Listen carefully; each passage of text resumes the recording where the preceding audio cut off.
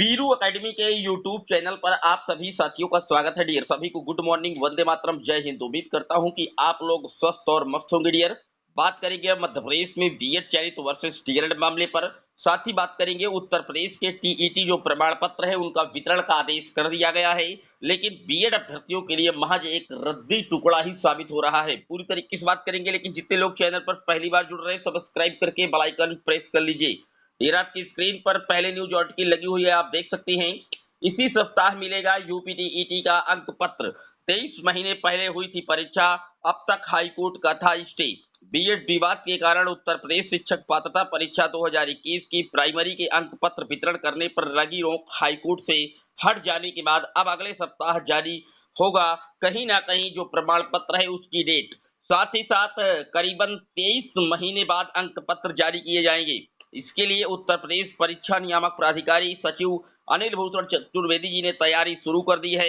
जिला शिक्षण एवं प्रशिक्षण संस्थान से अभ्यर्थियों को अंक पत्र दिया जाएगा, यानी कि डाइट से जो इसके अंक पत्र हैं उनका वितरण किया जाएगा। लेकिन इसी बीच एक और न्यूज लगी हुई है, आप देख सकते हैं।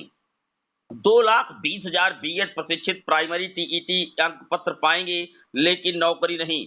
बीएड को सुप्रीम कोर्ट ने प्राइमरी शिक्षक भर्ती से बाहर किया हुआ है। प्राइमरी शिक्षक भर्ती से बीएड को बाहर करने के सुप्रीम कोर्ट के निर्णय से उत्तर प्रदेश शिक्षक पात्रता परीक्षा यूपीटीईटी 2021 में बीएड प्रशिक्षित जो प्राथमिक स्तर पर सफल कैंडिडेट हैं उनकी संख्या 2,20,065 है, और ऐसे बीएड प्रशिक्षितों का अंक पत्र सिर्फ देखने दिखाने के लिए होगा।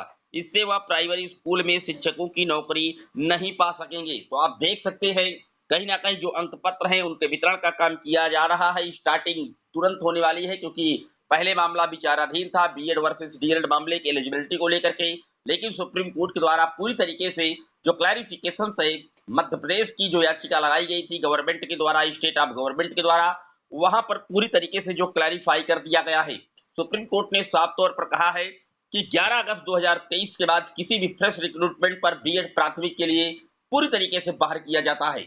लेकिन उन्होंने ये भी कहा कि 11 अगस्त 2023 के पहले जिन जिन राज्यों पर बीएड के कैंडिडेट सेलेक्ट हो गए हैं, अगर उस राज्य का मैटर किसी राज्य की हाईकोर्ट पर विवादित नहीं है, मतलब उस भर्ती प्रक्रिया को किसी भी कोर्ट ऑफ लॉ पर चैलेंज नहीं किया गया, तो वहां पर बीएड कैंडिडेट पूरे सेफ हैं और उनको एनसीटी के द्वारा आधारित 1 वर्ष के भीतर 6 माह का ब्रिज कोर्स कंप्लीट करवाए वहां की राज्य सरकार की जिम्मेदारी दी गई है और उनकी सेवाएं निरंतर चलती रहेगी।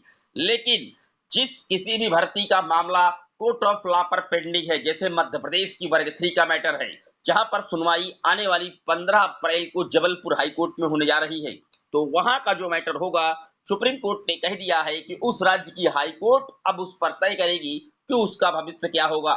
यानी कि क्लैरिफिकेशन पर दोनों बातें स्पष्ट तौर पर सुप्रीम कोर्ट ने कह दी है। कुछ जगह पर जो जजमेंट है वो रेट्रो लागू होगा और कुछ जगह पर जजमेंट प्रोस्पेक्टिव लागू हो रहा है। फिलहाल जो टीईटी के सर्टिफिकेट्स है उत्तर प्रदेश पर, उनका वितरण इसी सप्ताह से स्टार्ट कर दिया जाएगा। डाइट शिक्षण संस्थानों पे कहीं ना कहीं जो जिला शिक्षण एवं प्रशिक्षण संस्थान है, आपने सपोज दैट मान लीजिए प्रयागराज में पेपर दिया था यूपीटीईटी का, तो आपको प्रयागराज के डाइट में जाकर के जो अपना प्रमाण पत्र है वो आप प्राप्त कर सकते हैं। पूरी तरीके से रोक हटा दी गई है और प्रमाण पत्रों का वितरण किया जा रहा है। बीएड के कैंडिडेट भी प्राइमरी लेवल का जो टीईटी का सर्टिफिकेट है वो पाएंगे, लेकिन आगे जो रिक्रूटमेंट फ्रेश रिक्रूटमेंट भर्तियां होंगी उनके लिए महज वो एक रद्दी कागज ही साबित होगा, क्योंकि उससे वो किसी भी प्रकार की जॉब नहीं पा पाएंगे। तो अगर आप मध्य प्रदेश से रिलेटेड हैं, एमपी बीएड चयनित से रिलेटेड हैं, तो आपके लिए आने वाला 15 अप्रैल का जो दिन होगा वो काफी महत्वपूर्ण होगा। जबलपुर हाईकोर्ट पूरी तरीके से इस दिन अपना ऑर्डर सुनाएगा कि जो मध्य प्रदेश में बीएड के कैंडिडेट चयनित हैं लगभग 10 से 11,000, उनका भविष्य क्या होने वाला है। फिर मिलेंगे एक और वीडियो में, तब तक के लिए जय हिंद जय भारत।